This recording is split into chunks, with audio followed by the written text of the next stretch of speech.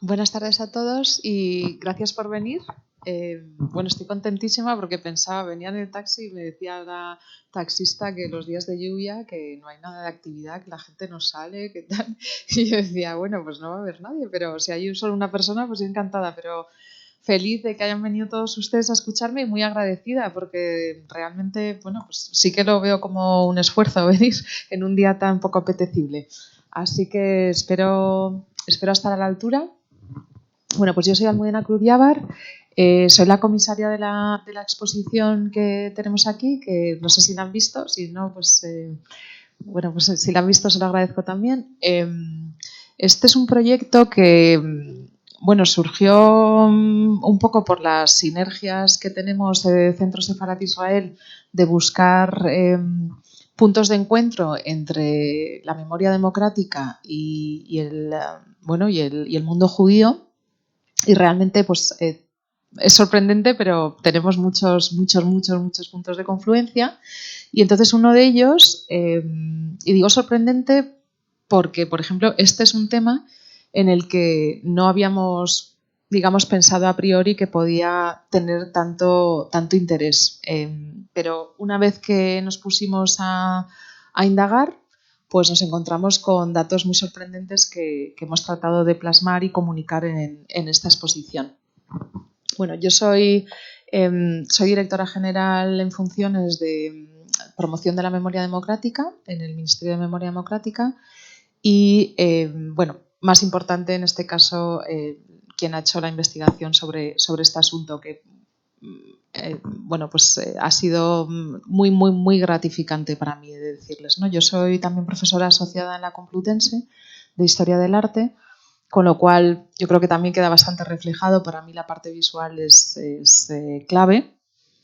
Pero luego también es importante, y por esto también esta charla, porque yo creo que en el mundo académico, bueno, en general, ¿no? Estamos haciendo como una revisión de la historia también desde el punto de vista de aquellas historias que se han contado menos, ¿no? Y siempre nos va a surgir la cuestión del género, que no es una cuestión baladí, ¿no? Porque a veces podemos pensar que es una corriente un poco pasajera, pero yo creo que es una corriente que viene muy bien, porque precisamente en este asunto que nos ocupa, que son las mujeres en las brigadas internacionales y en concreto las mujeres judías, pero es extensible en general a las mujeres.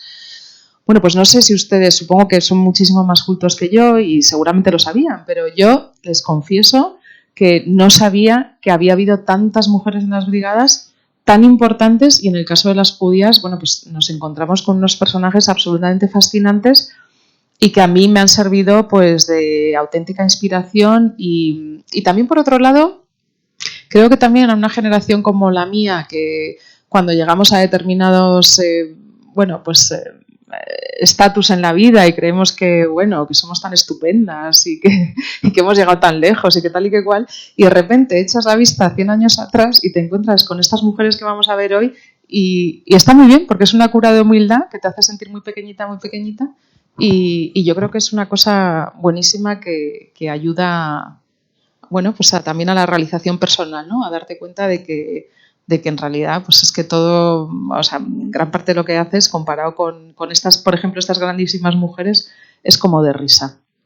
Pero bueno, hecha esta introducción, habrán visto que en la exposición hago mucho hincapié en la cuestión de que también se está revisando y que también es objeto de discusión, ¿eh? No se trata de aquí de sentar cátedra en nada, ¿no? Pero sí que se está revisando, y sobre todo desde Memoria Democrática, el hecho de que la guerra civil española, bueno, pues no fue tanto una guerra fratricida, y creo que este capítulo de las brigadas internacionales nos ayuda a contextualizarla. Y digo esto porque la dimensión internacional que tuvo nuestra guerra hace que empecemos a pensar que efectivamente, bueno, pues esto no fue una guerra entre hermanos, no fue una guerra igual, no fue nada por el estilo, sino que la intervención de la Alemania nazi y de la Italia fascista en favor de los rebeldes, y luego el tardío e indeciso apoyo de la Unión Soviética al gobierno de la República, hacen que este conflicto tome una dimensión internacional. Esta guerra, igual que ahora, en su día, que tampoco es que estemos en algo nuevo, provocó fortísimos debates, sobre todo en Occidente, y la opinión pública internacional liberal y de izquierdas se movilizó a favor de la Segunda República y los valores que supuestamente representaban, como democracia, progreso y justicia social. Y por otro lado, las fuerzas políticas conservadoras y de derechas, con por supuesto todos sus matices, o sea, esto es como digamos en bruto, ¿no? Pero expresaron sus simpatías hacia una cruzada anticomunista digamos dirigida por el general Francisco Franco. Bueno, y entonces el apoyo a la República se manifiesta básicamente, también simplificando, ¿no? Pero en campañas para recaudar fondos, alimentos y medicamentos, pero también en el caso de la península ibérica para, digamos, defender la República desde las trincheras. Entonces, aquí en este capítulo es donde nos encontramos con un montón, y perdón, porque esto ya me he pasado, con un montón de... que esto es un poco lo que sorprende, ¿no? Que nos encontramos con una cantidad ingente de judíos entre los brigadistas internacionales. Y esto a mí, francamente, me sorprendió muchísimo porque tampoco lo sabía. Y es que, no quiero aburrirles con cifras, pero para que se hagan una idea, sabemos o podemos calcular que más o menos entre 4.000 y 8.000 judíos vinieron de los 40.000 brigadistas voluntarios, ¿no? Que llegaron aquí. Entonces, bueno, pues es una cifra muy elevada que nos hace plantearnos la siguiente cuestión, ¿no? Que es ¿por qué? Es también, muchas veces en este caso ha sido difícil establecer también unas cifras exactas, ¿no? Porque bueno, no todo el mundo evidentemente expresaba su origen judío, como se pueden imaginar, ¿no? Lo que sí que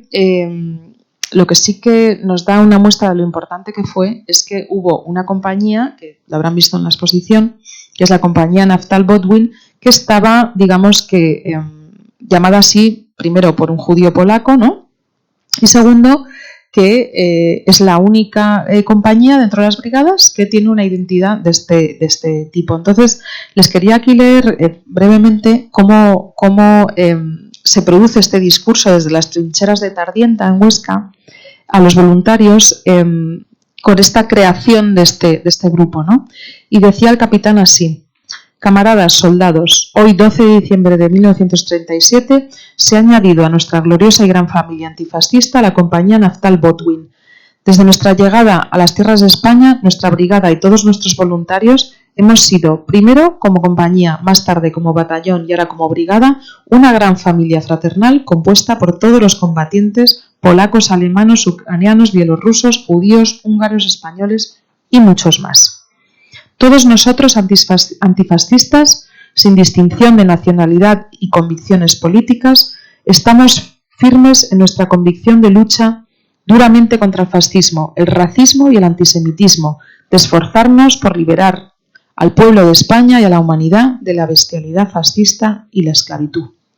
Los antifascistas de todos los países os asisten en esta lucha por vuestra libertad y la nuestra.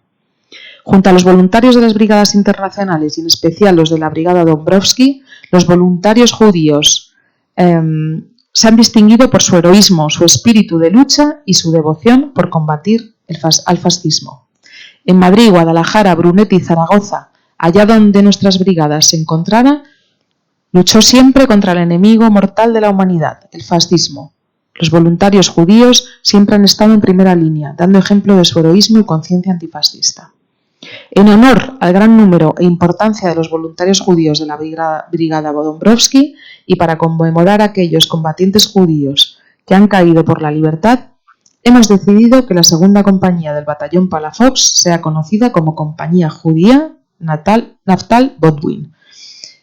Bueno, entonces explica por qué se llama Bodwin, y dice: su nombre es un símbolo y su vida un ejemplo de esfuerzo de la población judía en busca de vuestra libertad y la nuestra, un símbolo de la solidaridad internacional y la hermandad entre naciones, ¿no? Y esto lo firmaba el comandante de la 13ª Brigada Dombrowski, como digo, desde las trincheras. Bueno, pues ahora pensar, pues, en esta exposición también hemos intentado explicar qué es lo que pasaba, por qué tantos, ¿no? Pero, de nuevo, volviendo brevemente a las cifras, por ejemplo, para que se hagan una idea, de los 5.000 voluntarios polacos, 2.250, que es casi el 45%, eran judíos. Y teniendo en cuenta que en Polonia solamente el 10% de la población era judía, o sea que digamos que las proporciones van subiendo, ¿no? En Estados Unidos, por ejemplo, pues teníamos 1.250 voluntarios judíos, es decir, el 38% de los que habían mandado, cuando en realidad la población judía era el 4% en Estados Unidos. Y lo mismo pasa, por ejemplo, con Gran Bretaña, ¿no? Otro país que también mandó muchas tropas, pues eran casi el 15%, cuando en realidad en su población era un 0,5%. O sea que, evidentemente, el vuelco es llamativamente o sorprendentemente alto.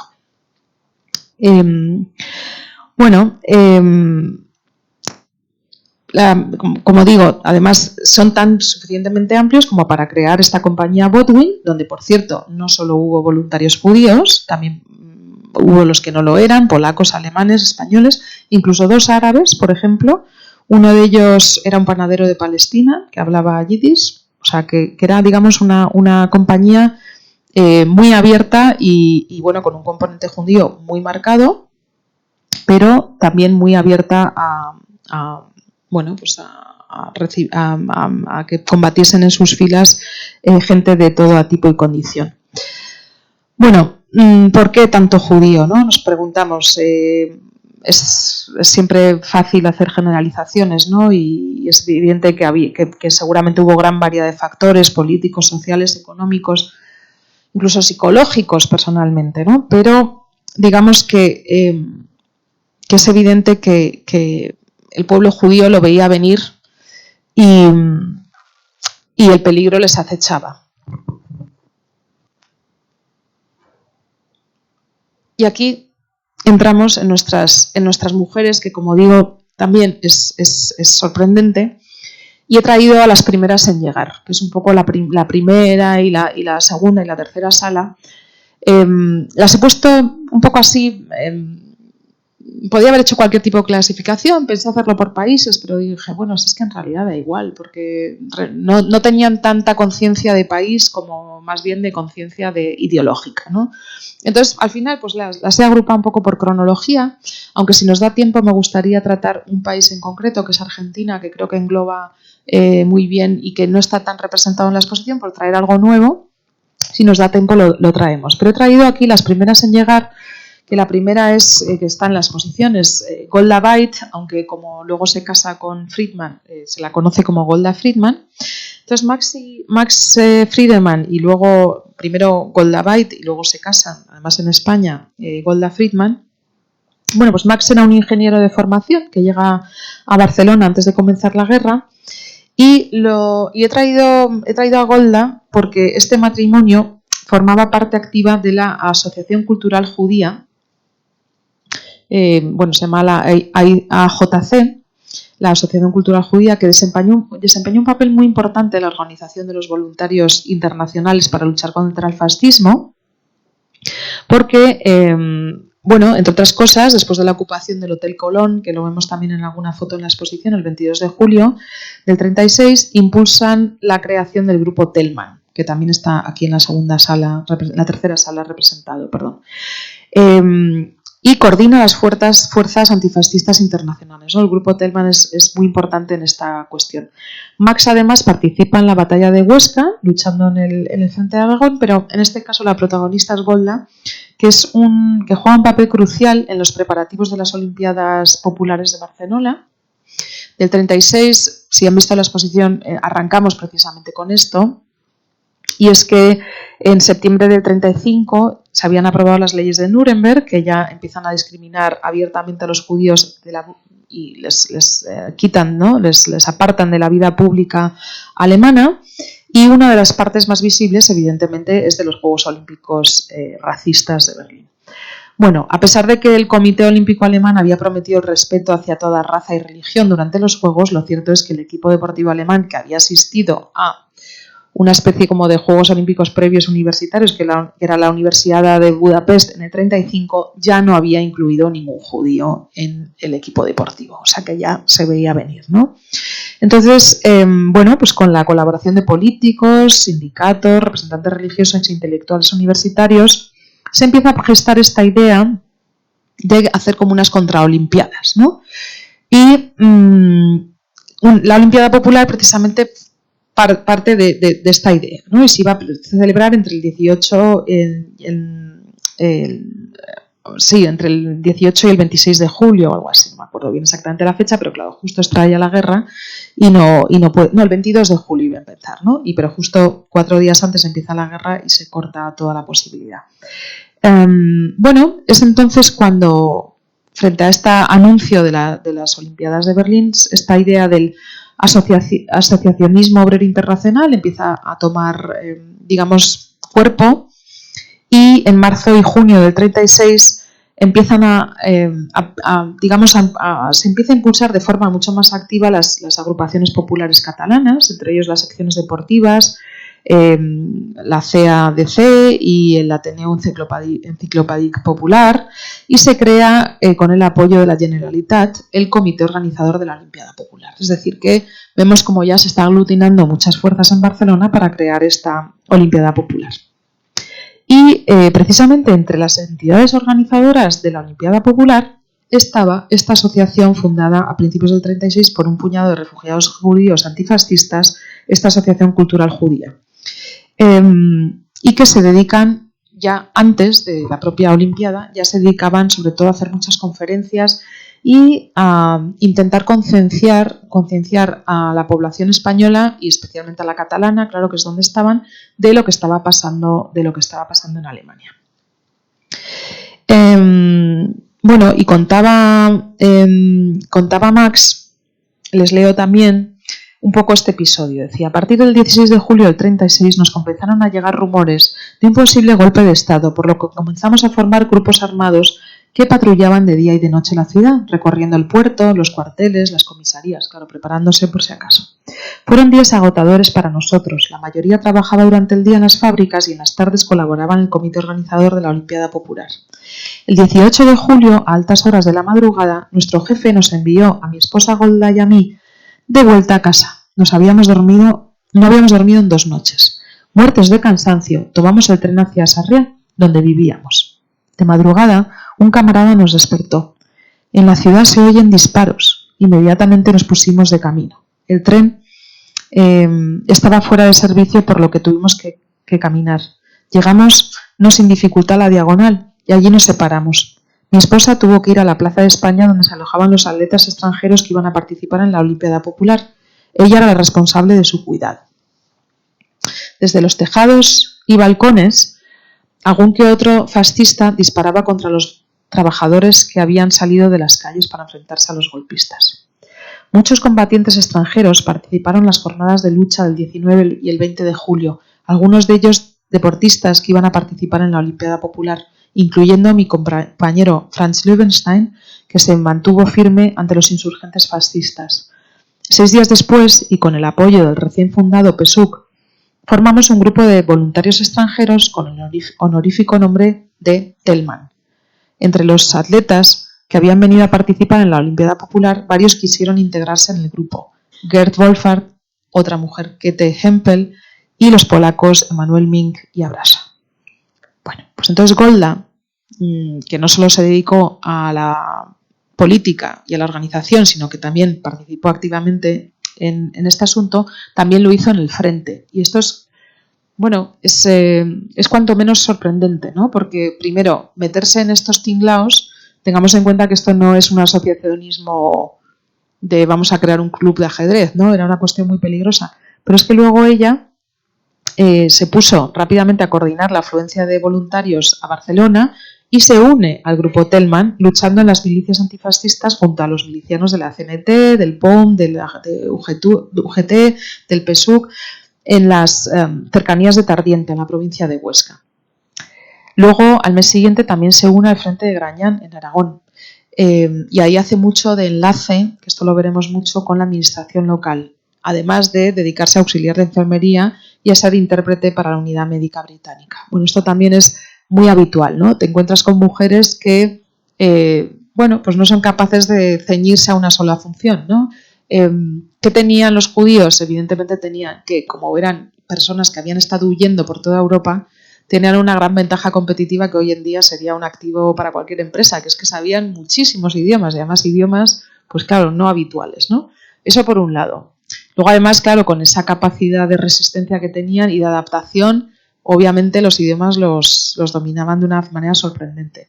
Luego eran personas, en general, pues con un... bueno, se puede ver un poco en la exposición, ¿no? Tenemos personas de unas intelectualidades sorprendentes y luego de repente, pues se puede ver a lo largo de toda la exposición, también tenemos el estrato social, digamos, con el obrero menos cualificado, ¿no? Tenemos esa mezcla, pero en este caso que Golda pertenecía a esta, digamos, personas absolutamente extraordinarias intelectualmente, pues ella servía como no solamente como traductora, no solamente como auxiliar de enfermería, que es lo que podía hacer con sus manos, sino evidentemente también con sus habilidades políticas en las cuestiones de la negociación. Claro, o sea, tú llegabas allí y como extranjera y con todos esos extranjeros que tenías que manejar, pues tenías que tener grandes habilidades políticas y ella evidentemente era la que hacía de enlace con las administraciones locales.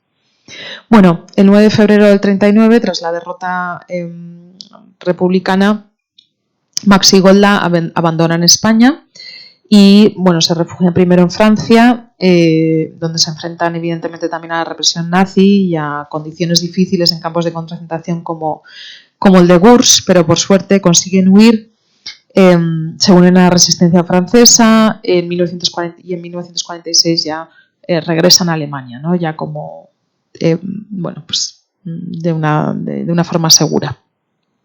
Otro de los primeros episodios que nos encontramos. Ay, perdonadme, aquí os he traído a la otra deportista que estaba, a Käthe Hempel.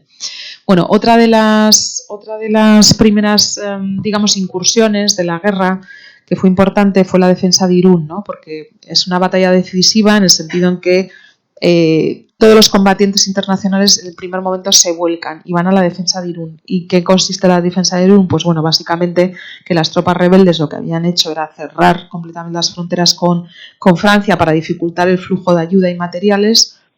Tengamos en cuenta que claro, por eso siempre hablamos de la guerra desigual, ¿no? Se corta ahí todo tipo de ayuda y aunque la resistencia es heroica, lo cierto es que la ciudad al final cae, ¿no?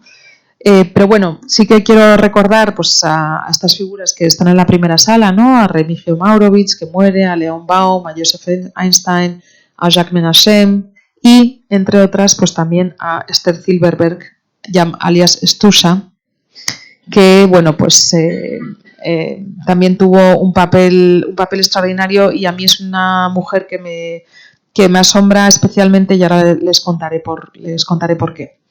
Bueno, pues Stucha, que la llamaban, era una joven polaca judía y comunista que, bueno, pues con 20 años se traslada a Bruselas para estudiar medicina y básicamente huir de las persecuciones que están produciendo en Polonia contra los judíos.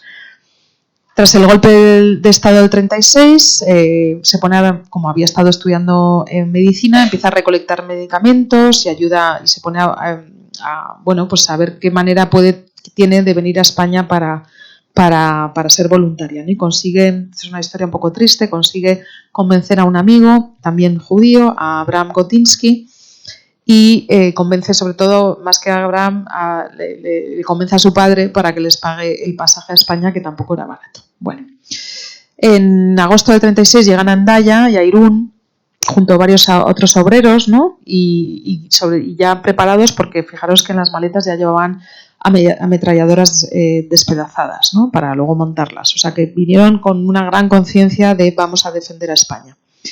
Ella se incorpora a la ayuda sanitaria, porque esa era su vocación, pero bueno, 3 días después, nada más de llegar, pues el pobre Gotinsky muere en combate y ella se queda bueno, pues absolutamente desolada, porque en el fondo había sido ella la que había animado al pobre chico a ir allí, pero lejos de, digamos, de caer en el desánimo, coge la ametralladora, ¿no? Y bueno, dice, un día me encontraba muy cerca de la ametralladora instalada sobre una colina.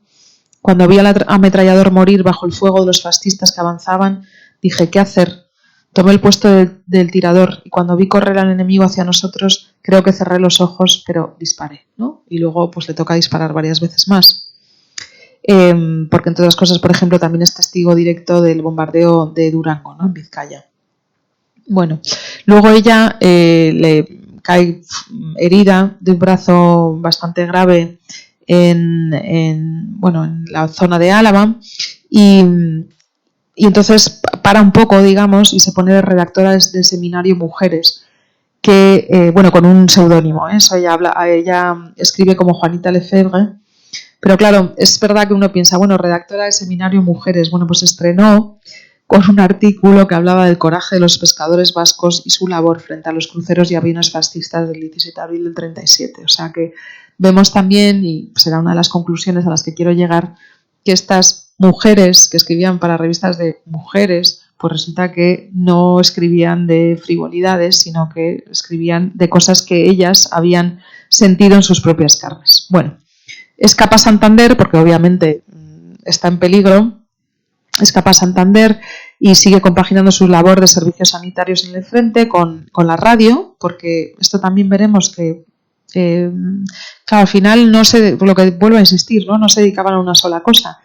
Bueno, se dedica a la radio donde sobre todo locuta en francés los boletines informativos diarios, porque claro, aquí también las noticias era importante radiarlas para que en el extranjero supiese qué estaba pasando aquí, ¿no? Entonces, el que supiesen hablar otros idiomas era fundamental también para radiar y escribir lo que estaba pasando.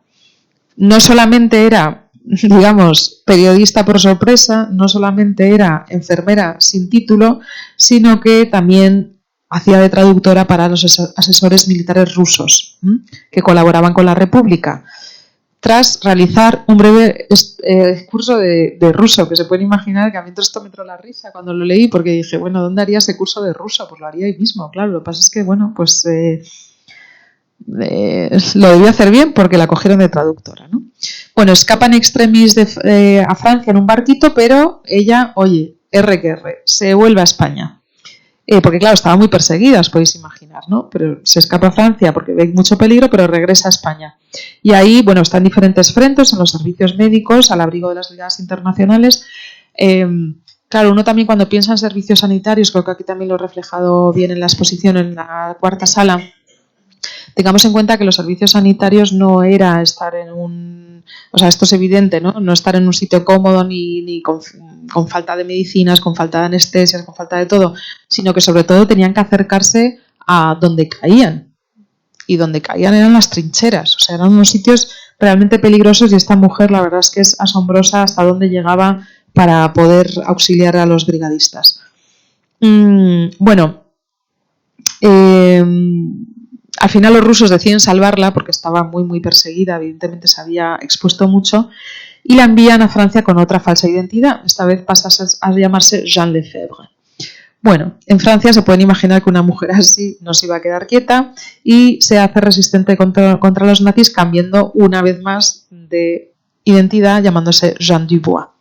Es detenida, es torturada, es encerrada en varias prisiones de Francia, de Bélgica y de Alemania.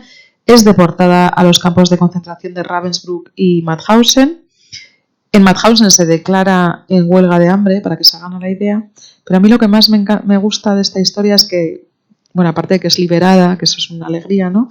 Pues es que esta mujer, es que cuando termina y pasa todo esto, pues todavía va y termina la carrera de medicina. No digan ustedes que no es impresionante. Que dices, chica, has pasado lo que has pasado. Has pasado por campos de concentración. Así que, pues, oye, pues no descansó. Se sacó su carrera de medicina, ¿no? Que tiene también muchísimo mérito. Así que Esther Silverberg se merece un espacio en la memoria de hoy y seguramente en la memoria de la humanidad. Tenemos aquí a Fanny Schönheit, que en realidad se llamaba Fernanda Wilhelmina María Albertina Schönheit, que nació en los Países Bajos y también es una de las primeras, que su lucha antifranquista le lleva hasta Barcelona, donde llegó como corresponsal del periódico, bueno, pues un periódico de Rotterdam, el nuevo periódico de Rotterdam se llamaba. Bueno, también estuvo involucrada en preparar las Olimpiadas Populares de Barcelona. Y entonces, cuando comienza la guerra, que le pilla allí en las calles de Barcelona, rápidamente se integra en el grupo Thälmann y se le asigna a la unidad de ametralladoras. ¿Por qué? Oye, era muy habilidosa con las ametralladoras, no porque las hubiera tratado antes, sino porque era una mujer habilidosa. Entonces, lo veremos también luego con una argentina, con la capitana Feldman, ¿no? Pero vemos cómo estas mujeres no se conformaban con roles a los que pensamos que habitualmente deberían dedicarse, sino que realmente no les temblaba el pulso en pues entrar en la primera línea de combate si hacía falta. Bueno, después de luchar en el frente de Aragón durante los meses de julio y agosto del 36, participa en la batalla de Tardienta, donde resulta herida en noviembre del 36, la trasladan al hospital en Barcelona, donde tiene un grave problema en el hígado, pero se pueden imaginar que ella no sucumbe al desaliento. Uy.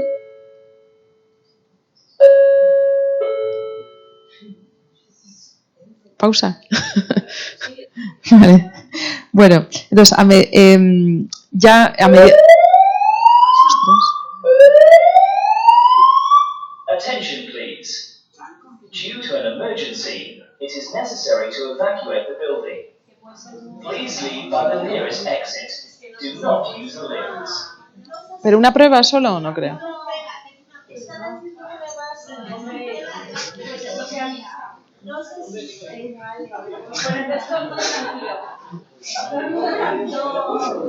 Coge la ametralladora, Rosa.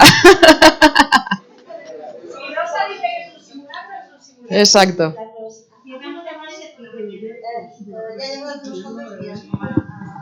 Tenemos más cámaras nuevas y entonces a través de la grilla del antiguo ayuntamiento pues estamos conectados y ellos hacen pruebas y no nos avisan. Bueno, pues nada, seguimos. Bueno, pues nada.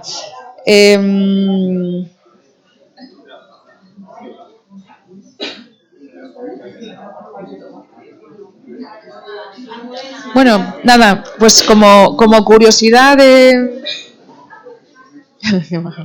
Bueno, pues nada, como curiosidad de Fanny, para que se hagan una idea de lo duro que era, a mediados del 38, cuando la guerra ya está en su etapa más intensa, la pobre va a renovar, ingenua de ella, a la embajada holandesa de los Países Bajos en Barcelona, va a renovar su pasaporte. Bueno, pues claro, no fue rechazada porque ya el gobierno neerlandés en el verano del 37 había prohibido a todos los que habían sido brigadistas o sospechosos de simpatizantes, les había denegado la ciudadanía holandesa, ¿no? Que es también como ya lo peor que te pueden hacer, ¿no? Les estaban despojando de toda su identidad y ahora ya también incluso de la identidad civil, ¿no? Horrible. Y bueno, nada, al final, hasta principios del 39 que ya tiene que abandonar necesariamente la España de manera clandestina porque ya habían perdido la guerra, ¿no? Me gusta mucho, dice, el primer choque me impresionó mucho, mejor dicho, nos impresionó a todos, para mucho fue una sorpresa. Por lo visto pensaban que íbamos de excursión y entonces ella coge la ametralladora, ¿no? Le dice, ¿no tuvo usted ganas de hacer lo mismo? De irse, ¿no? De escapar. Y dice, eso no, si nosotros fallábamos, ¿qué harían los compañeros? Las ametralladoras han de proteger a la columna, pero me iba a impresionar, mucho, mucho. Fue en Grañán, nos atacaron 3 aviones, yo no había visto nunca un bombardeo aéreo. El último vagón de la columna estaba cargado de dinamita y fue aquel el que bombardearon, ¿no? Pues para que se hagan, bueno, un poco la idea de la crudeza de la guerra, obviamente, pero también contada como en primera persona, ¿no? De una persona tan valiente y aún así que el miedo que pasa. Los servicios sanitarios, evidentemente la mujer es también muy protagonista por aquello de, bueno, pues de un por un lado, de especial preparación y por otro lado, de especial sensibilidad. Aquí he querido traer también, por traer un poco geográficamente diferentes personajes, porque podía haber traído muchísimos, pero he elegido también un poco diferentes. Marija Schneemann era una brigadista yugoslava de origen judío que había nacido en Vojvodina, en lo que es antes Imperio Austrohúngaro, ahora es actual Serbia. Ella en realidad procedía de una familia judía eslovaca. Ella era costurera. Aquí un poco por lo que os decía, ¿no? Teníamos desde médicos y grandes intelectuales a de repente pues una simple y modesta costurera que trabajaba allí tranquilamente y se casa con un chico alemán en el año 22, Josef Schneemann. Allí tiene un hijo, se divorcia y empieza su periplo de pues intentar huir de toda la persecución por el hecho de ser judía. Pasa por Austria, por Hungría, por Rumanía, por Alemania, por Checoslovaquia, que esto se dice así pronto, pero es tremendo, ¿no? Hasta que finalmente se establece en Sarajevo, en Bosnia. En Sarajevo se casa con un sindicalista y militante del Partido Comunista Alemán, con otro alemán, con Georg Steinbacher, un alemán de Augsburgo, y que había él también judío, había huido a Yugoslavia por la persecución nazi, ¿no? Y también por otro lado por su ruptura con el comunismo stalinista, o sea que le venía la persecución por ambos lados, que esto también era muy frecuente. Así que el matrimonio se entera de la guerra y decide llegar a España tras cruzar Austria, Suiza y Francia a pie. Bueno, pues Marija trabajó como obrera, esto también es sorprendente, ¿no? Porque lo mismo que cogían un fusil, te cogían la paleta y se ponían a hacer lo que hiciera falta, ¿no? Y también de enfermera en el sistema de sanidad de Barcelona. En junio del 37 la arrestan con Georg en Barcelona por esconder a un periodista socialista alemán vinculado al POUM y bueno, después ya les consigue que la liberen y pasa a Francia, donde también sufre muchas penurias, termina trabajando de limpiadora. Bueno, en fin, un espanto. Y Georg, el pobre, pues le cogen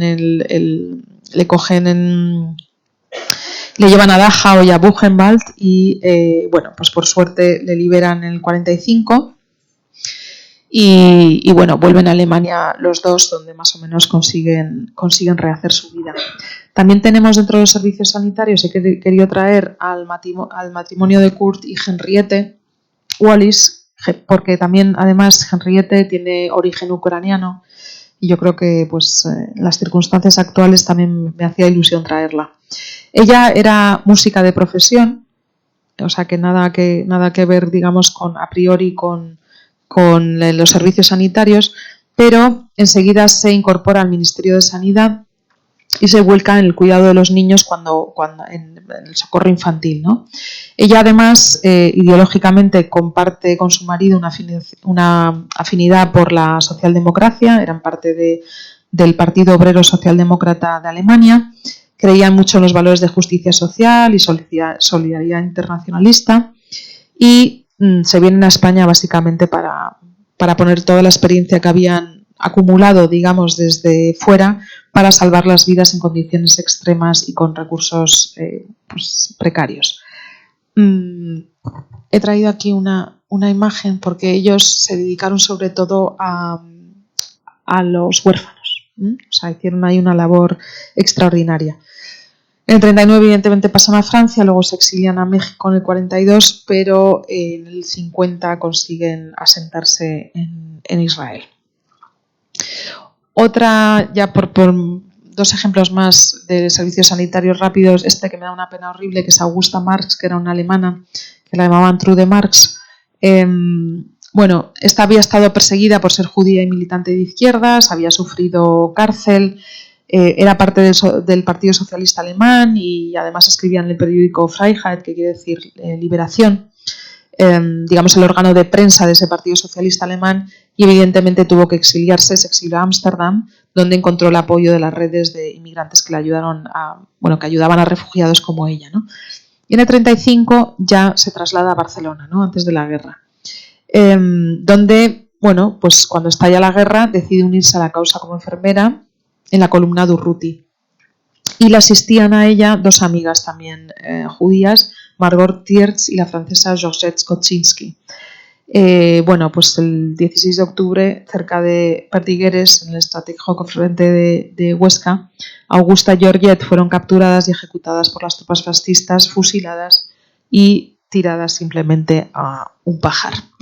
Habrán visto también que en la exposición dedicamos un apartado especial a las mamás belgas, que eran una veintena de enfermeras que ni eran mamás ni eran belgas, pero eran unas chicas que bueno, venían huyendo, bueno, estuvieron ejercen entre el 37 y el 39 en el hospital militar de la localidad valenciana de Ontillent, atendiendo a soldados republicanos. La mayoría eran judías de Europa del Este que por todas las persecuciones terminan en Bélgica a partir de la década de los 20, huyendo de los pogromos, y terminan muchas en Amberes, donde empiezan a tener contacto con los círculos comunistas. Y se empiezan a involucrar en el Socorro Rojo Internacional y en sindicatos y demás. Como digo, en la guerra están sobre todo en la zona de Valencia, y aunque ninguna tenía experiencia médica, forman rápidamente un club de enfermería, digamos una asociación de enfermería, y asumen además un papel político y social importante, ayudando a jóvenes enfermeras a enfrentarse a la presión de una sociedad muy conservadora, ¿no? Esto está como muy documentado, que no solamente hacían labores de enfermería, sino que también, pues digamos, labor social en intentar pues acabar también con la represión que se podía ejercer aquí, ¿no? Bueno, muchas perdieron a sus compañeros con los que vinieron, eso es evidente, no les voy a relatar todos los que son ni todas las historias, pero sí que decirles que estaban estas, pero además había muchas todavía en Amberes que coordinaban el flujo de ayuda de todo tipo, de suministros, de comida, de atención médica, de medicamentos, ¿no? Estaban muy, muy bien organizadas, eran unas mujeres extremadamente bien organizadas y tras la caída de la República en el 39 regresan a Bélgica, pero el conflicto no termina para ellas, ¿no? Por ejemplo, en el 40, con la invasión nazi, muchas se suman a la resistencia, algunas sobreviven en los campos de concentración, pero otras, por ejemplo, como Golda Luftig, que había tenido una hija precisamente en España y que la había llamado Madrid, pues las dos perecen en Auschwitz. Una pena. Y luego, aquí están ellas, Hospital Militar. Estupendas. Y luego he traído las que dan testimonio, ¿no? O sea, aparte de que se involucraran o demás, pero las que, digamos, tuvieron un papel activo en difundir lo que estaba pasando. Julia Lipschutz, conocida también como Katia Landau, esto era muy normal, se cambiaban de nombres para, entre otras cosas, no parecer judías, ¿no?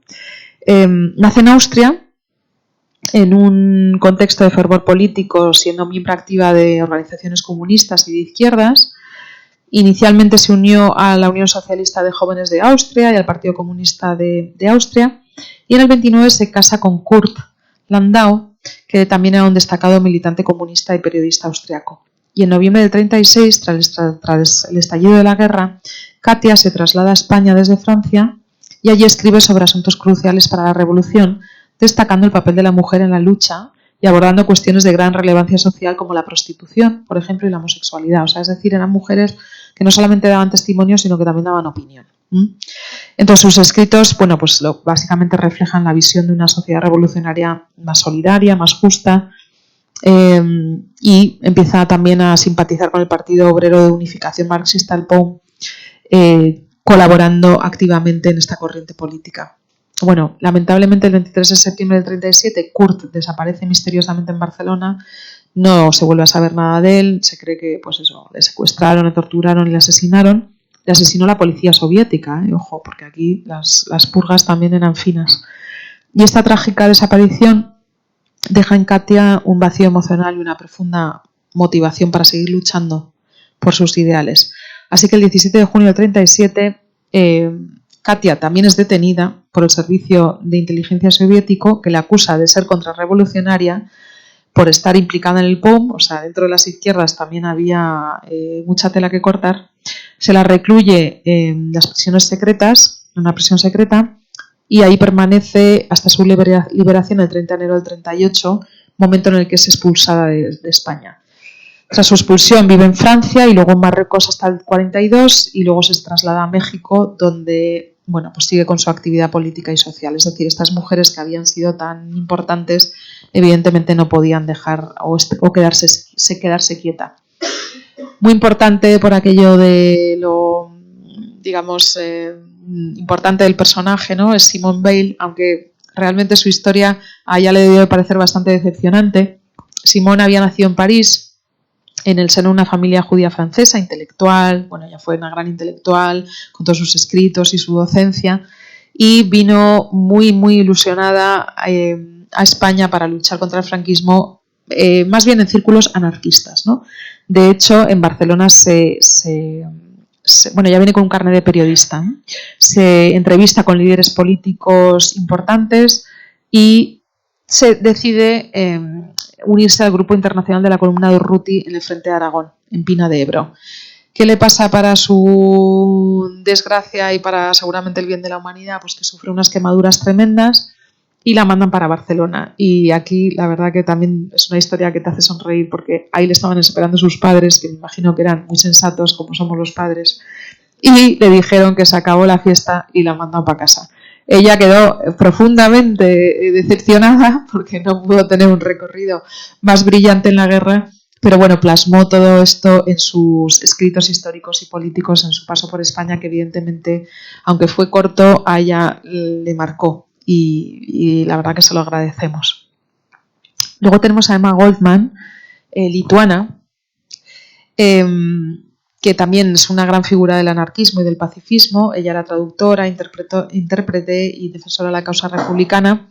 Era hija de judíos ortodoxos y bueno, se tuvo ya previamente que exiliar a los Estados Unidos. Llega a Barcelona a mediados de septiembre del 36 y empieza a participar, esto es muy importante, en las emisiones radiofónicas de radio italiana y radio de alcance, digamos, en el mundo anglosajón, ¿no? Sobre todo Gran Bretaña. Aquí, claro, era muy importante, ¿no? Otra vez lo de contar al mundo y evidentemente el poder llegar con distintos idiomas pues era maravilloso. Bueno, sobre todo desde la radio lanzó durísimas críticas contra la neutralidad de los países democráticos que no se mojaron en este conflicto. Un poco con esta idea que ella también defendía, ¿no? Que no se trataba de una guerra pasajera, una guerra local, sino que se estaban librando una batalla realmente importante entre lo que eran valores democráticos y lo que eran totalitarismos. Tuvo un memorable encuentro con Buenaventura Durruti en el Frente de Aragón. De hecho, cuando matan a Durruti y ella ya no está aquí en España, escribe un artículo muy bonito que se llama Durruti is dead yet living, o sea, Durruti ha muerto pero sigue vivo. Y además tradujo muchos de los discursos de Durruti, ya los tradujo. Luego desde el extranjero, porque claro, tuvo que huir, pero antes de que el conflicto terminara, pues ella siguió apoyando la causa republicana, trasladándose a Londres para recaudar apoyo político y financiero. Y tras el final de la guerra siguió recolectando fondos para los refugiados republicanos, sobre todo en Canadá. De hecho, llegó a ser catalogada por el FBI como una de las mujeres más peligrosas del mundo, o sea que nos hacemos una idea, ¿no? Dentro de esta contar al mundo, habrán visto que en la última sala he dedicado especial atención a los fotógrafos, porque la fotografía fue importantísima en este cambio de contar las cuestiones, porque no era, quiero decir, la radio, evidentemente no hay cuestionamiento, era fundamental, la gente vivía pegada a la radio, ¿no? Pero no todo el mundo tenía una radio. No sé si saben, por ejemplo, que una de las primeras cosas que hizo Goebbels fue presionar a las fábricas de radios para que bajasen muchísimo los precios, porque él pensó, si tenemos una radio en cada hogar, mi propaganda va a ir muy bien. Claro, lo que pasa es que luego no contaba con que se podían coger emisoras de otros y luego se armó lo que se armó, que a veces pues todos, como eran tan listos en aquella época, pues había emisiones radiofónicas desde Londres en alemán para que pensaran que, bueno, era todo una ingeniería inteligencia excepcional, ¿no? Tanto por un lado de otro. La verdad que es que era gente con mucho ingenio. Pero bueno, la radio evidentemente es fundamental. La palabra escrita siempre lo fue, pero bueno, no lee todo el mundo y antes menos, ¿no? O a lo mejor más, no lo sé. Pero vamos, leer no lee todo el mundo. Pero lo que seguro que hacía la gente era entender las fotografías, ¿no? Y esto ahora quedamos como muy por sentado. Los años 30 fueron fundamentales porque empieza a despegar lo que es la tipografía en revista con la imagen. Entonces la imagen se vuelve fundamental. ¿Qué mujeres teníamos aquí maravillosas fotógrafas que no solamente han pasado la historia por haber documentado esto, sino que son excepcionales fotógrafos de por sí? Tenemos a Margaret Michaelis, que, bueno, para que se hagan la idea de lo importante que era, antes de entrar en Margarete, que ahora entraremos, para que se hagan la idea de lo importante que era la fotografía en este momento, la Confederación Nacional del Trabajo, o sea, la CNT, y la Federación Anarquista Ibérica, lo primero que hicieron cuando abrieron su oficina de propaganda exterior fue empezar a reclutar fotógrafos. Entonces, desde el principio tuvieron una sección gráfica, o sea, fueron conscientes de lo importante que era tener testimonio de lo que estaba pasando. Y, bueno, pues empezaron a reunir una serie de fotos que se publicaban luego, pues de todo, o sea, desde sellos, postales, carteles, libros, álbumes y, por supuesto, periódicos, ¿no? Periódicos como, por ejemplo, los suyos, Solidaridad Obrera, Tierra y Libertad, Tiempos Nuevos, Mujeres Libres y Umbral. Dentro de este plantel tenían a Antoni Campañá, por ejemplo, que es un grandísimo fotógrafo, de los que nos han quedado, por ejemplo, las fotos de la desbandada, que son ya icónicas, pero también tenemos constancia de que la polaca Margaret Michaelis, que está aquí, y la húngara Kati Horna, o Kati Horna, porque ya no se llama Kati Horna, pero es su seudónimo, en el 37 debieron pertenecer aquí. Kati Horna seguro y Margaret Michaelis seguramente también, porque ya estaban en Barcelona y se unen a denunciar la campaña de propaganda lanzada por Franco contra los antifascistas, ¿no? He traído aquí algunas de sus imágenes, que están también algunas en la exposición, algunas otras no. Bueno, pues Kati, que también coge otro nombre, que es Catalina Polgare, y su esposo, el húngaro Paul Polgare, llegan a Barcelona en enero del 37, como digo, se convierte en la fotógrafa oficial de la CNT y de la agencia fotográfica Spanish Photo Agency, y sus fotos se empiezan a publicar en revistas internacionales, como por ejemplo la británica Weekly Illustrated. En julio del 37, Horna se traslada a Valencia para trabajar como redactora gráfica en Umbral y deja un álbum recopilatorio, digamos, podría decirse, que se llama España, entre interrogatorio, o sea, entre interrogantes, no sé ni hablar. Bueno, a mediados del 38, ya viendo el peligro, porque ya les están acechando, viaja a París, desde allí se exilia y desde allí se consigue exiliar a México, que es donde termina. Y la grandísima, por supuesto, Gerda Taro, también malograda, pobrecita, alemana de origen polaco, huye a París ya con toda la presión contra los judíos, acompañada de otra amiga, inicia ahí su nueva etapa, que aunque corta, pues su vida fue absolutamente intensa. Allí conoce a Robert Capa, que va a ser su compañero durante un tiempo. También está muy mitificada esa relación, porque es verdad que, por ejemplo, cuando muere en España ya no es compañera de Capa, ¿no? Pero siempre nos gusta pensar que estuvieron juntos hasta el final, ¿no? Pero no es el caso, ya lo siento. Pero bueno, hicieron una pareja preciosa y empezaron a trabajar para Regards por intermediación de otro gran fotógrafo polaco y judío, David Seymour, que le llamaban Chim. Y bueno, a principios ellos hacen, digamos, fotos juntos. Muchas veces, este es un caso donde muchas veces se atribuye a Capa fotos que podría haber sido él o podría haber sido ella, da igual, porque estaban juntos en los mismos sitios y tenían unos enfoques muy parecidos, les interesaba más o menos lo mismo. Ella decide entonces forjar su propio camino y empieza a trabajar para el periódico vespertino parisino Ce Soir y permanece en Madrid. siempre se ha dicho que a ella le interesa casi más que la parte, ¿no? Hay también este discurso dentro del género que si la mujer fotógrafa se dedica más a la parte más de la población civil, que no. Yo creo que no se puede ser tan simplista, las fotos de capa también lo son. O sea, no creo que haya una visión femenina y una visión masculina en esto. Yo creo que ante una situación de guerra, de dolor, de desamparo de niños, yo no he notado una gran diferencia entre los hombres o las mujeres. Tú lo que veías y lo que te llamaba la atención y lo que nos llama la atención, yo creo que ahí no hay una gran diferencia. En este caso los fotógrafos no lo tuvieron. Lo que sí que se decía de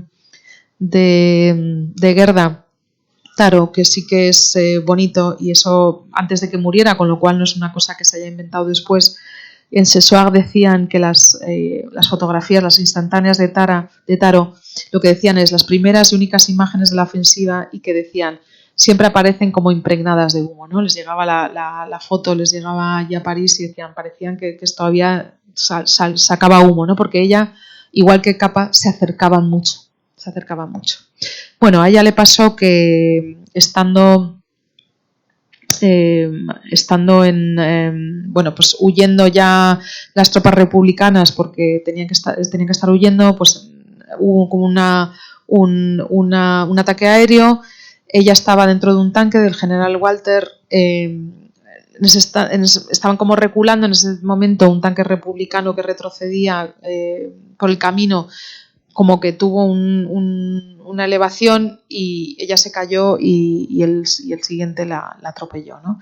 Llegó al hospital inglés del Goloso, en el Escorial, prácticamente muerta, y a los 2 días o así muere.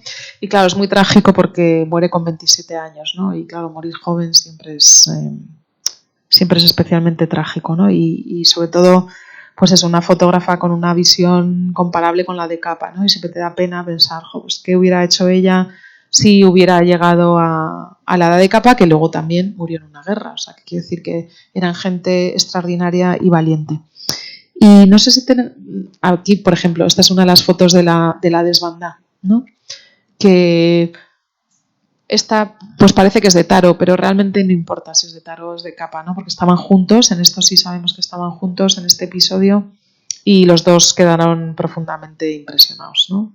Esta sí es de Taro, la miliciana, es una foto bellísima, ¿no? Entonces, bueno, pues esto también pasa. Yo cuando doy clases de Historia del Arte en la universidad, siempre los años 30, claro, ya si lo abrimos al campo europeo, ¿no? Es una pena porque es curioso, porque los judíos, supongo que por la cuestión también del sentirte perseguido, ¿no? Los sentimientos fuertes hacen que en el arte salga lo mejor de uno, porque tiene que expresar, ¿no? Y tiene que expresar emociones fuertes. Y yo siempre insisto a mis alumnos, digo, ¿qué de talento se perdió por el camino?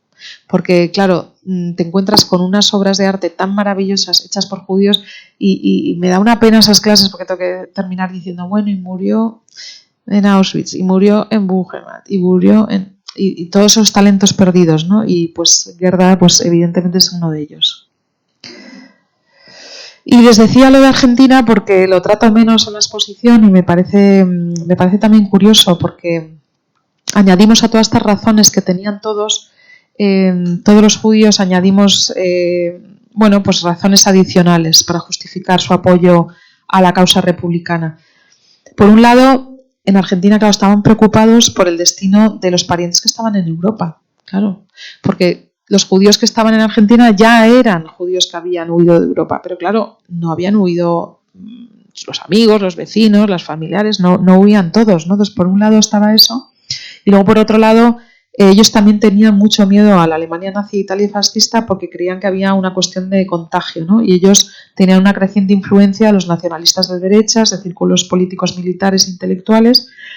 Y no quiero utilizar palabras que a lo mejor puedan resultar equivocadas, pero he encontrado un texto que lo expresa muy elegantemente, que escribe un argentino, Samuel Glusberg, en julio del 37, con el seudónimo, aquí una vez más seudónimos, Enrique Espinoza, que dice, que se titula ¿Por qué los judíos deben ayudar al pueblo español? ¿No?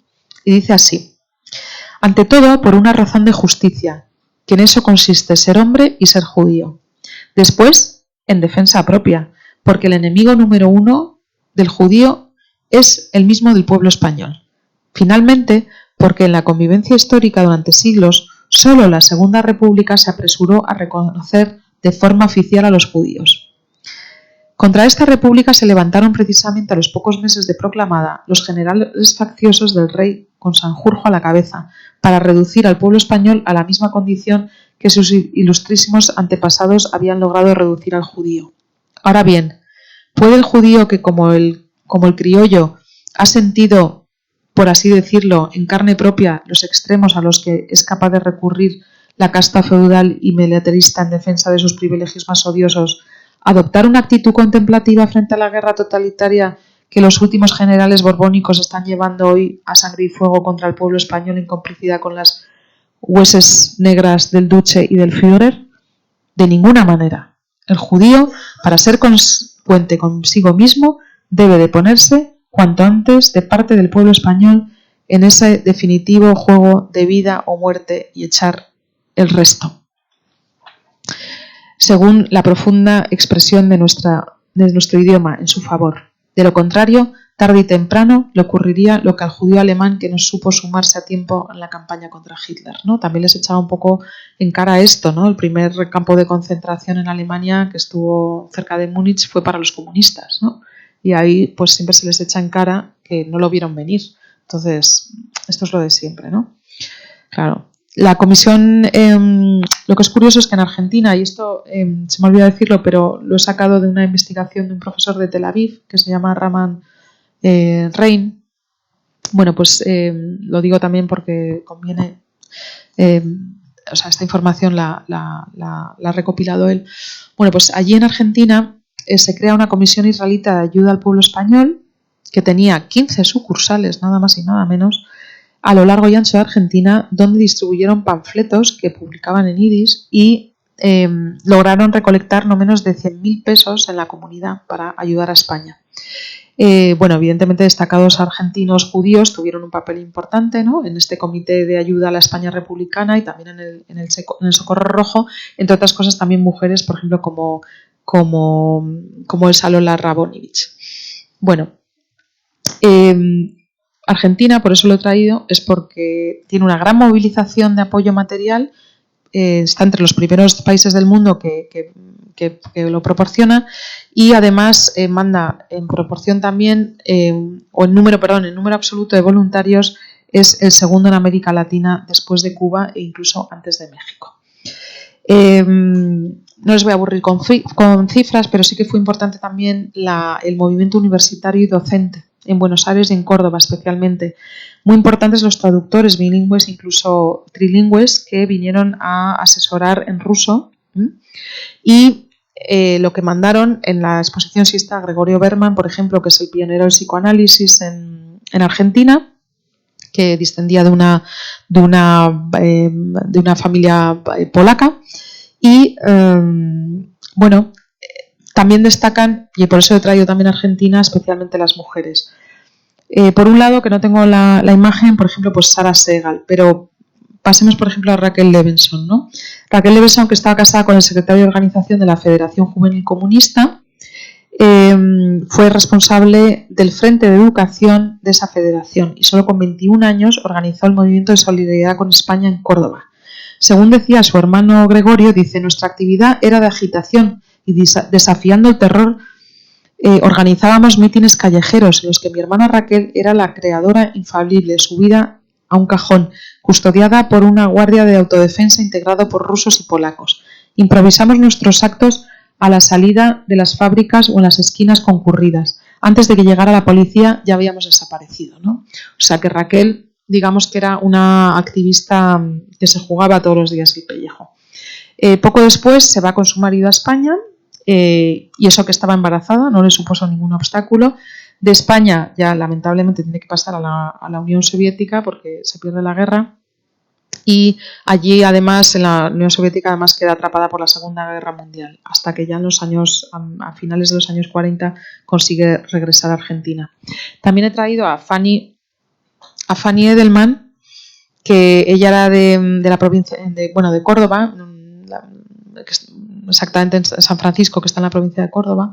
Entonces, a los 14 años empezó a trabajar mientras estudiaba y contribuía al cuidado de sus hermanos. Y aquí comienza a relacionarse con sectores avanzados de la cultura, con militantes socialistas y comunistas, y en el 34 se afilia al Partido Comunista, por consejo de Bernardo Edelman, el que sería luego su compañero, su esposo y su gran amor. Comienza a actuar en el Socorro Rojo y en la solidaridad con los presos y tiene un papel muy importante en el liderazgo del Comité Argentino de Mujeres Pro Huérfanos Españoles. En el 37 viaja a España con su compañero y ya en curso la guerra conduce la campaña de invierno de ayuda a los frentes de guerra desde el Socorro Rojo, instalándose en Valencia. En sus memorias, que se llaman Banderas, Prisiones y Camaradas, cuenta que en España se dedicó a trabajar en el Socorro Rojo y que la derrota de la República no la desalentó y siguió participando en movimientos solidarios por la paz desde distintas organizaciones y hasta su muerte mantuvo una voluntad inquebrantable y continuó estudiando problemáticas actuales. Por ejemplo, hay escritos de ella muy interesantes sobre la diversidad sexual, sobre todo muy moderna en el sentido que siempre estuvo al tanto de problemas contemporáneos y problemas que interesaban a los jóvenes, ¿no? Y aquí antes, esto me parece que es de 2006, una cosa así, se le hizo un homenaje en reconocimiento de su labor. Y luego tenemos a las hermanas Abramson, que también son una historia apasionante. En la primera década del siglo XX, los padres de Paulina y de Adelina, que se llamaban, Benjamín y su mujer, llegan a Argentina huyendo de la Rusia zarista. En Buenos Aires nacen precisamente Paulina y Adelina y con esas palabras revolución y Unión Soviética evidentemente que iban a marcar su futuro. El golpe militar del 30 en Argentina y la dictadura de corte fascista instaurada significa la cárcel y la tortura para su padre, que se pueden imaginar que eso marca mucho porque era un militante comunista, y entonces decide él, cuando le liberan, irse con su familia a la URSS en el 32. Evidentemente a las chicas se pueden imaginar que pasar de Argentina al frío de Moscú les costó un poquito, pero Berta, que era la madre, ya estaba en España en el año 34 con su marido, o sea, las dejaron allí y se fueron a España.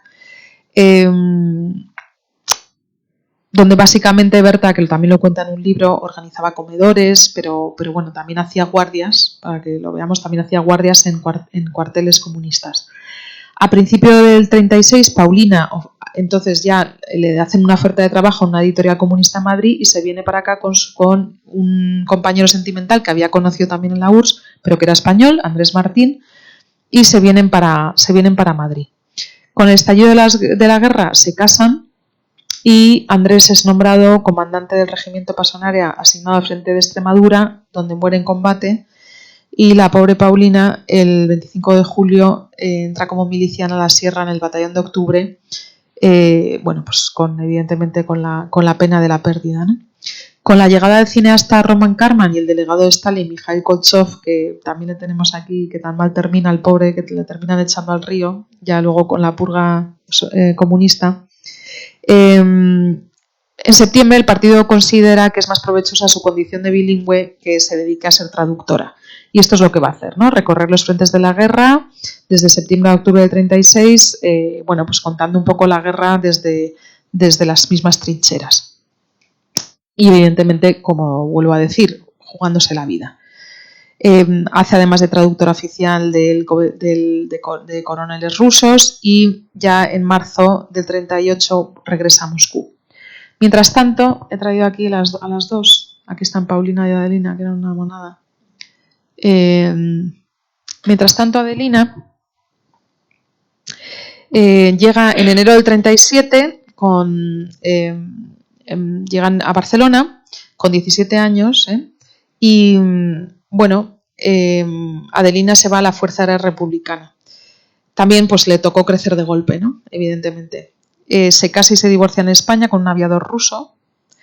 Y también le matan al aviador ruso, o sea que las dos quedan viudas y ella vuelve a la URSS, donde también de nuevo toman distintos caminos sus vidas. Paulina participa en la Segunda Guerra Mundial, Adelina ingresa en el Instituto de Idiomas donde aprende italiano y se va de traductora a la guerra traductora para los prisioneros italianos. Luego la familia tiene otro golpe a principios de los 50, el padre es acusado de trotskista y cae en las purgas y estuvo en un gulag hasta la muerte de Stalin. Básicamente Paulina y Adelina, que vivieron en 3 países y padecieron 2 guerras, sí que dejaron escrito que fue España la tierra que les quedó grabada en los corazones, ¿no? Mujeres potentes, Adelina llegó incluso a presidir la Asociación de Guerra y Exilio y la verdad que es bonito que en 2009 logró el pasaporte español. Y termino con Mica Feldman, que está aquí también en la exposición. Mica nació en Moisés Villa, en la provincia de Santa Fe, a comienzos del siglo XX. Sus padres eran rusos judíos que habían estado huyendo de los pogromos. Y Mica en realidad era dentista. Hay una serie de movimientos de huelgas y demás de la metalurgia en Argentina y claro, todo este tipo de movimientos, digamos, lo que se considera subversivos, hacían que los judíos allí estuvieran de nuevo muy mal vistos porque se les equiparaba, un poco como aquí en la segunda sala, ¿no? Se les equiparaba, el que era judío era comunista, o sea, da igual, era el enemigo, digamos. Entonces, frecuenta brevemente los círculos anarquistas en Rosario. En cualquier caso, siempre de izquierdas, participa en el Comité Comunista Femenino, agitando al movimiento obrero, evidentemente. Es una de las fundadoras del Partido Comunista Obrero allí. Y esa autobiografía, que se llama Mi guerra de España, Feldman cuenta como a principios de la década de los 30 llega con su pareja Hipólito, primero a Alemania y Francia y luego a la península, donde se suma al Partido Obrero de Unificación Marxista, o sea, al POM, de orientación trotskista, claro. Cobra mucha fama Mica porque asume el mando del regimiento de su marido cuando cae y adquiere el rango de capitana. Y esto pues no deja de sorprender también, ¿no? Que fuera una capitana que comanda la 2ª y 1ª compañía de milicias del POM, posteriormente la 4ª compañía de la 38ª Brigada, 14ª División de Mera, y es la única mujer capitana en las brigadas, siendo clave ella, y además reconocido, en las batallas del Frente de Madrid y en Guadalajara. Hay una anécdota muy bonita que no me dio tiempo no tenía ya espacio para contar, pero ella en sus memorias, que son muy bonitas, cuenta como ella, que se consideraba de un origen burgués, se le acercan unas mujeres prostituidas y le dicen que en qué pueden ayudar, ¿no? Que si pueden coger las armas. Y dice que ella en su digamos, prejuicio burgués viene a decirles como, hombre, pero ¿cómo vais a vosotras participar en estos, no? Pero que inmediatamente, y ella lo agradece porque dice, yo también he aprendido en esta guerra a quitarme muchos prejuicios, ella contestó algo así como, por derecho revolucionario, todo aquel que quiere combatir merece empuñar un arma, ¿no? Y ella misma se quita esos prejuicios.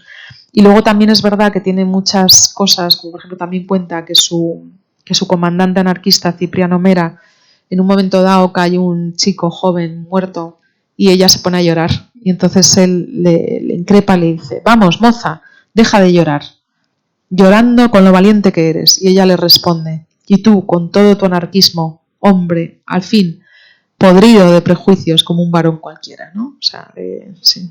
Y sin embargo, pues Cipriano fue el que le ayudó a precisamente salirse de la purga que le esperaba también, o sea, que la iban a matar y fue el que la ayudó, ¿no? Pero bueno, pues estas historias nos hacen ver lo fuertes que eran estas mujeres, ¿no? Ella se terminó exiliada en Francia, pero siguió con su postura antifranquista ayudando desde fuera, enviando dinero a refugiados españoles y bueno, pues luchando como podía, ¿no?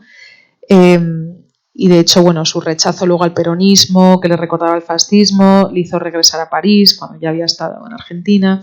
y allí pues entabló amistad con Julio Cortázar, y bueno, y luego en el 68, por ejemplo, se sumó a las barricadas y encabezó manifestaciones contra la dictadura en Argentina, ¿no? Con esto quiero decir que bueno, que esa resistencia, ¿no? Y esa valentía y compromiso con la libertad y la justicia, pues evidentemente la mantuvo hasta el último aliento. Con todo este periplo, ¿no? que hemos seguido, creo que hay que quedarse con algunas pildoritas que son suficientes, ¿no? Que me encantaría que se fuesen con ellas. Por un lado, entender que evidentemente pues que los judíos se sintieron amenazados porque lo veían venir. Lo veían venir. Todos ellos, ya hemos visto, evidentemente son judíos de izquierdas, ¿no? Con lo cual se les unía la doble condición de perseguidos por la parte ideológica, perseguidos por la parte racista.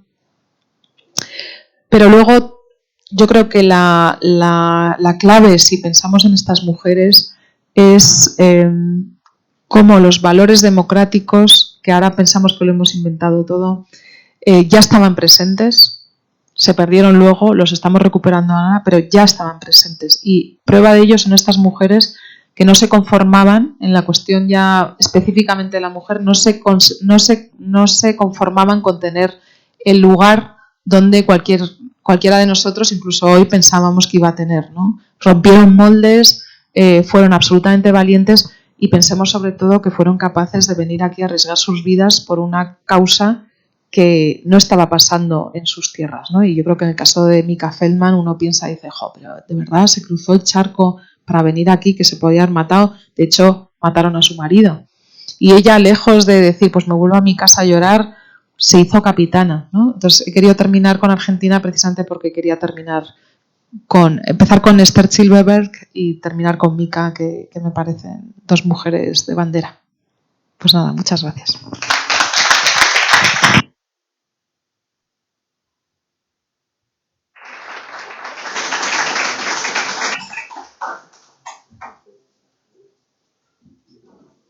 Perdón, si alguien quiere hacer algún comentario, más que preguntarme, a lo mejor hacer algún comentario, que a mí me parece siempre más interesante. Pero bueno, también me pueden preguntar. Sí. La más importante. El hecho de que fueran defensoras el hecho de que fueran personas defensoras de los valores democráticos o el hecho de que fueran mujeres. Pues yo creo que cada cosa tiene su valor y yo creo que más que restar suman. Es decir, para mí son dos ejemplos de lo siguiente. O sea, por un lado lo que digo, o sea, mujeres que simplemente por sus ideales, que ya me parece, que me da igual que sea hombre o mujer, que ya por sus ideales se vengan a un país ajeno a luchar por una idea, que me parece ya algo extraordinario. Pero luego por otro lado lo pienso y a lo mejor es verdad que yo como mujer por supuesto admiro a todos estos hombres maravillosos que pasaron por aquí, pero en el caso de las mujeres yo creo que hicieron una labor importantísima, porque la pena es que, claro, se perdió la guerra y entonces se perdió toda esa lucha, ¿no? Pero yo, como digo, o sea, pensar que ha habido mujeres que se han venido aquí, que han luchado, que han visto morir a sus maridos, a sus hermanos, a sus padres, a tal, a cual, y que luego pasan por campos de concentración y luego siguen luchando hasta el resto de sus vidas, que dices, pero ¿de dónde sacas esa energía? Entonces ya solamente esa parte ya me parece absolutamente loable, pero yo creo que son como capas que se suman en gente absolutamente extraordinaria, porque sinceramente, o sea, yo lo pienso y digo, yo esto no lo hubiera hecho ni loca, vamos, o sea, pero ni loca. Entonces por eso me solidarizo tanto con los padres de Simone Weil, porque es que digo, o sea, yo a mi hija no le dejo hacer eso, estás loca, pero es que en aquella época, claro, la gente era de otra pasta. Y cuando había un enemigo tan claro, pues es que no podían quedarse quietas, ¿no? Entonces yo creo que, por ejemplo, ahora, alguna vez lo pienso, pues cuando tenemos un panorama tan desolador, ¿no? Internacionalmente, donde ves que todo se desmorona, que todo lo que pensábamos que eran valores que ya teníamos asentados empiezan a tambalearse, donde ya cuestiones que pensabas que estaban ya asentadas y que todos estábamos consensuados, y de repente ves que se desmoronan y dices, hombre, pero ¿y de verdad no podemos hacer nada valiente? Digo, porque esta gente sí que lo era, ¿no? Y Y generalmente pues no lo hacemos, ¿no? Y a mí es que me parecen unas mujeres maravillosas, maravillosas, porque además no creo que las hubieran educado para esto, a la mayoría.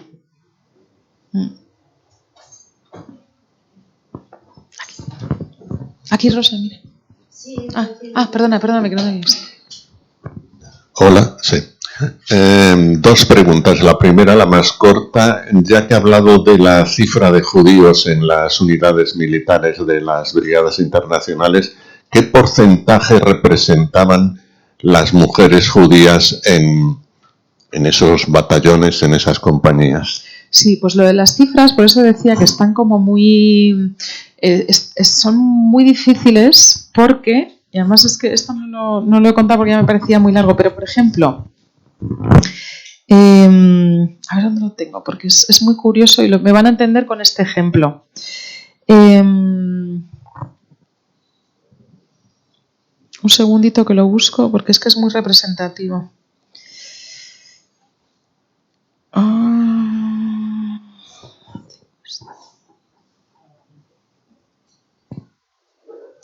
Lo tenía apuntado porque era muy representativo, porque era...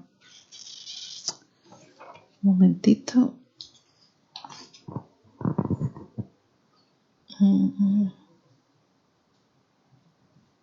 Bueno, por eso lo encuentro, pero se lo cuento. Claro, cuando uno consigue... Primero, generalmente, como decía, intentaban ocultar su identidad, por eso cambiaban tantas veces de nombre. Pero no solamente cambiaban de nombre cada poco tiempo, sino que además se ponían otros nombres, ¿no? A lo mejor no lo cambiaban nunca más que una vez, pero los cambiaban. O sea, ya por ejemplo en Argentina ya sabemos que muchos judíos directamente cambiaban sus nombres para camuflarse, lo cual es perfectamente entendible. Luego además no declaraban su condición de judíos. Pero por ejemplo, en la lista que hay, digamos de los brigadistas que seguro que sabemos, pues de los primeros aparecen Abramson y una serie de nombres que claramente ves que son judíos, y los últimos son como le sale Zuckerberg, pero no Zuckerberg, pero puede ser cualquier otro parecido, ¿no? Entonces, ninguno sabemos a ciencia cierta que fueran judíos porque nadie lo declaraba, pero ves sorprendentemente muchísimos nombres, ¿no? Siempre hay como pistas, ¿no? Por ejemplo, pues si tú ves un David, que ahora nos puede parecer un nombre, que nosotros tenemos muchos amigos que se llaman David y no son judíos, pero en aquella época si te llamabas David, lo normal es que fueras judío, ¿no? Entonces aparecen muchos David, Samuel, eso te va dando pistas, pero realmente a ciencia cierta no lo sabemos. Y en cuanto a las mujeres, pues evidentemente son menos, bastante menos que los hombres, claro, pero aún así es como una cifra muy elevada para ser un conflicto bélico. Es decir, que seguramente fuera un porcentaje mucho más alto que lo que pueda haber de mujeres en cualquier guerra hoy en día.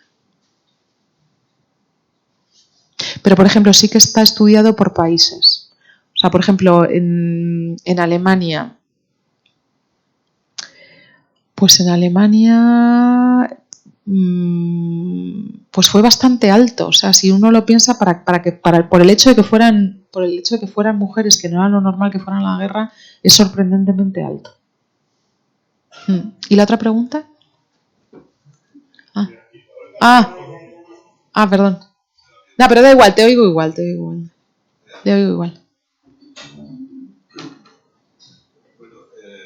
me parece sorprendente y maravilloso que haya habido este acto, porque es la primera vez, creo yo, en 90 años desde que estalló la guerra civil, en que habiéndose hablado en todo el mundo todos los años, yo diría todos los meses, incluida España, de las brigadas internacionales, nunca se había hablado, exceptuando hace un mes que habló un periódico de Madrid de este asunto, no se había hablado nunca de mujeres combatientes o intelectuales o sanitarias en las brigadas internacionales, y por supuesto en la cuestión judía no la he visto. Sorprendente, pero mucho más, en mi opinión. Yo recibo información de la Biblioteca Nacional de Israel. Todos los días me envían alguna foto, una historia de un personaje histórico de ellos, científica, mujeres y hombres, científico, intelectual, universitario y combatientes de sus guerras, mártires, caídos en Auschwitz, etc. La pregunta es, ¿cómo, primera, usted no tiene por qué responderla, porque el gobierno israelí no hace propaganda, digamos, de todo esto, de las brigadas internacionales, de las mujeres en brigadas internacionales. Y segundo, ¿por qué el resto del mundo de España no tiene que decirlo? Porque yo creo que hasta ahora no se ha hecho nada ni a favor ni en contra de hombres ni mujeres. ¿Por qué en el resto del mundo, Inglaterra, Francia, Estados Unidos, no han hablado de las mujeres y de las mujeres judías en las brigadas internacionales? ¿Hay una especie de veto machista o es un veto político o qué es eso? No, yo creo que pasa como casi todas las cuestiones históricas, ¿no? Que poco a poco se van abriendo vías. Entonces, a lo mejor no era algo que se hubiera, digamos, estudiado lo suficiente y que se empieza a estudiar ahora. Pues, por ejemplo, hemos hecho esta exposición que es sorprendente porque yo misma no sabía que había tanta implicación judía, ¿no? Y realmente, pues yo creo que es una labor importante para... bueno, pues para mí el hecho de difundir valores democráticos, que es el respeto y la admiración a cualquiera, que no importa la raza, la condición, la lengua, el todo, ¿no? Pues primero resaltarlo, ¿no? Que no podemos meter siempre a todos en el mismo saco, ¿no? Eso para empezar. Y luego la cuestión de la mujer judía, o sea, ya para empezar lo de la cuestión judía, ¿no? Que ¿por qué no se ha estudiado esto tanto o por qué no se le ha dado tanta difusión? Pues yo la verdad no sabía por qué, porque creo que es, o sea, a ver, nosotros hemos hecho estas exposiciones, somos el gobierno de España, o sea que no tenemos ningún problema, todo lo contrario, creemos que es importante el crear espacios de tolerancia, incluso ahora mismo que es tan difícil, ¿no? El saber diferenciar, el que tú puedes tener cualquier opinión sobre un acontecimiento político, como lo puedo tener yo, que es intrascendente aquí mi opinión, pero no pasa nada, pero nosotros tenemos tenemos una gran admiración hacia toda persona de cualquier condición que sea capaz de luchar por los valores democráticos. En este caso, los judíos, en este caso, las mujeres judías. Entonces, yo creo que es de justicia en algún momento dado resaltarlo, ¿no? Y en esto el Centro Sefarad de Israel lo tiene claro. Lo tiene claro. Una última pregunta. ¿Nos tenemos que ir ya o qué, Rosa? Porque Sí. me da pena. Ah, sí. Muy brevemente. Vamos a ver, bueno, primero un comentario muy básico, modesta opinión, por supuesto. Yo estudié Ciencias Políticas, me harté de ver Historia Contemporánea y, a ver, yo te digo, yo acabé la licenciatura en el año 95. Espera, no seas muy cruel porque yo no soy historia, ¿eh? Yo soy estudiante. No. Porque a lo mejor me vas a dar una que te voy a tener. No. A ver, es una mera Yo soy opinión. historiadora y entusiasta. Pero yo te digo, sí. yo un poquito también en la pregunta inmediatamente anterior, yo creo que aquí hemos tenido siempre un problema, primero, de machismo respecto al papel de la mujer en general. En general, sí. O sea, yo tengo mis 54 años cumplidos, estudio ciencias políticas, creo que leo, me considero una persona razonablemente abierta, por más que sea heredero del PSOE, y yo las mujeres, pues bueno, en la gracia yo te diría casi en ninguna parte. Sí. Judías, incluso menos. O sea, eso ya ha sido como una cosa, pues, que igual, porque por mi cuenta que nos quedamos en 1490. Claro, Dios. por eso digo que yo creo que ha sido un poquito todo eso, por más que significativamente, evidentemente en la historia oficial no se puede meter a todo el mundo, no tiene todo el mundo en la misma categoría, pero bueno, a lo mejor también hay otras mujeres, pues no sé, judías o protestantes o lo que sea. Me parece una labor importante, eso como comentario. Y como pregunta ya muy básica, y a mí me ha quedado un poquito la sensación, corrígeme si me equivoco, que estas mujeres como que interactuaban entre ellas o con otros periodistas internacionales, pero me ha quedado la duda de si tenían interacción con mujeres españolas en el bando republicano, si había algún tipo de choque cultural, si esa ocultación de la conducción de judías o de judíos cuando se cambiaban el nombre no solo era una posible represión fascista. Pues aquí volvemos un poco a lo mismo, ¿no? Yo creo que la parte de opacar todas estas historias hacen que tengamos muy poca información. Evidentemente 40 años de dictadura han opacado este asunto, ¿no? La segunda sala, aparte de la conspiración judeo-masónica, que intento explicar, ¿no? Que cómo es posible que aquí fuéramos antisemitas ya sin el objeto de odio. O sea, era ya un descalabro mental que resulta casi ridículo hoy en día si no fuese porque es penoso. Pero precisamente en los discursos de la victoria del año 39 hasta el año 42, Franco se empeña en ensalzar a los reyes católicos y lo bueno que fueron los reyes católicos. Entonces, en todo ese periodo de 40 años, aparte que ya pueda haber efectivamente un pozo antisemita evidente que tenemos y un pozo machista que evidentemente, además ese mismo régimen dictatorial se ocupó de fomentar, ¿no? O sea, a nadie se le escapa lo reprimida que estaba la mujer, ¿no? O sea, que es... hoy contaba, por ejemplo, mi ministro, decía, es que mi abuelo sabía leer y escribir sin faltas y mi madre se murió sin saber escribir su nombre. O sea, quiero decir que lo que fueron los cambios de generaciones, ¿no? Una república que con todos sus defectos y con todo fomentaba la educación y de repente una represión absoluta. Entonces, la invisibilidad de la mujer, evidentemente nosotros... Oye, bastante hacemos si pensamos que solo llevamos 50 años en democracia. Eso todo se va arrastrando. Entonces, la cuestión antisemita, la cuestión machista es evidente que la vamos arrastrando y precisamente este tipo de actividades es para intentar desmontar eso, ¿no? Y bueno, recordar, ¿no? que bueno, pues que hay otras alternativas y que se puede ser valiente frente a estas intolerancias y frente a estas actitudes. Sí, entonces a eso iba. Entonces, como ha sido una ocultación total, lo tenemos difícil. Lo que nos queda es, por ejemplo, cuando se contó antes lo de las mamás belgas, ¿no? Que ellas hacían mucha labor, porque claro, ellas eran las mujeres fuertes, liberadas, que venían aquí, que además no habían pasado muchas por el sesgo de la cuestión católica, conservadora, tal, sino que eran de mente mucho más abiertas, ¿no? Al ser judías, digamos, tenían como una especie de liberación muchísimo más acentuada que lo que había aquí, pues ahí sabemos, por ejemplo, en ese ejemplo concreto. Pero realmente yo tampoco me he leído todo, O sea que a lo mejor también tenemos, pues por ejemplo, lo de Mica con las prostituidas, ¿no? O sea, como ella misma aprende de esas mujeres, ¿no? Pero también lo bonito que es, por ejemplo, de ese capítulo, que a mí es lo que me gusta, es que unas mujeres prostituidas puedan llegar a pensar que pueden aportar algo, ¿no? O sea, que todo el mundo en las brigadas encontraba su sitio y su utilidad. Desde el obrero textil que es capaz de crear la centuria Topman, o sea, perdón, no era textil, era una fábrica, pero el último del eslabón es capaz de crear una centuria como esta, o las prostituidas que son capaces de coger el fusil, ¿no? Pero evidentemente estas mujeres tuvieron que marcar a otras el camino, porque no podías estar al lado de ellas sin admirarlas, ¿no? Imagino.